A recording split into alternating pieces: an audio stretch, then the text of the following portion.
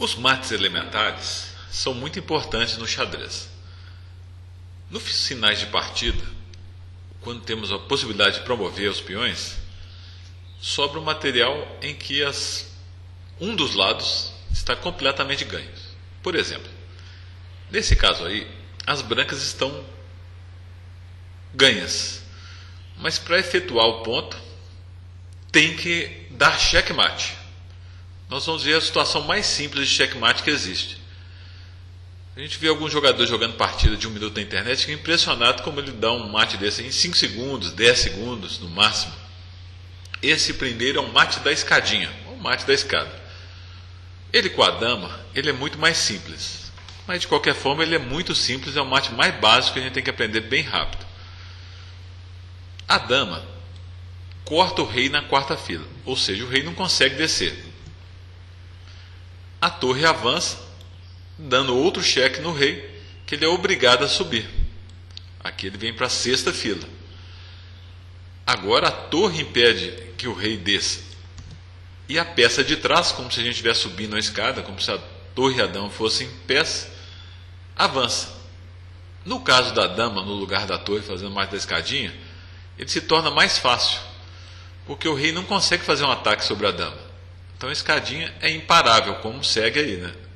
Torre A7, cheque. O rei não pode vir para cá por causa da dama, né? Claro que não pode voltar. Rei F8 e dama C8, checkmate. Com as torres, aparece a primeira dificuldade, que é o que acontece quando o rei ataca a torre. Mas claro que não tem problema nenhum. Vamos ver por quê. Torre B4, cortando o rei. Ele não é obrigado a começar a escadinha na fila 3, já que ela pode cortar o rei mais em cima, né? Rei D5. Torre A5, cheque, já que a torre de B4 segura o rei, não impedindo que ele desça. Mas agora o rei vem para C6 e não é possível dar o cheque mais de B6 porque o rei capturaria a torre. O que a gente faz?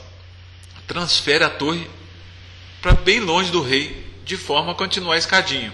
Por exemplo, torre H4, rei B6 e monta a escadinha do outro lado.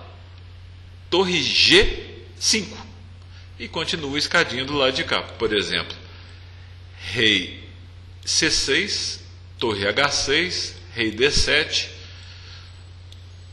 torre G7, rei E8, torre H8, mate. Voltando um pouco aqui a posição, quando a torre passou para H4, supondo que o rei não venha atacar a torre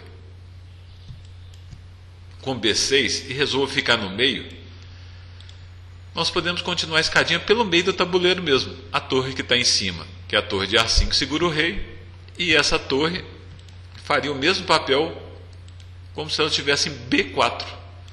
Só que do lado de cá, torre H6, cheque, rei E7, por exemplo, torre A7, cheque, rei E8, torre H8, mate. Mais uma vez voltando um pouco, nós jogamos torre B4. Em algumas posições, nossas próprias peças vão atrapalhar o mate da escadinha. Nesse caso o rei está aqui e não está atrapalhando. Mas supondo, por exemplo, que o rei estivesse em C5. Vamos voltar à posição inicial aqui.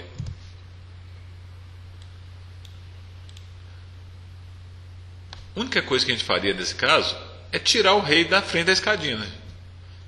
Colocando o rei, por exemplo, na primeira fila, ou até escondendo ele no cantinho, que isso acontece com qualquer peça. Por isso que nessas posições as pessoas dão um cheque muito rápido, os jogadores mais experientes. Porque se tem um bispo em C4, ele puxa o bispo para F1, tira o rei da frente e faz o mate da escadinha o mais rápido possível.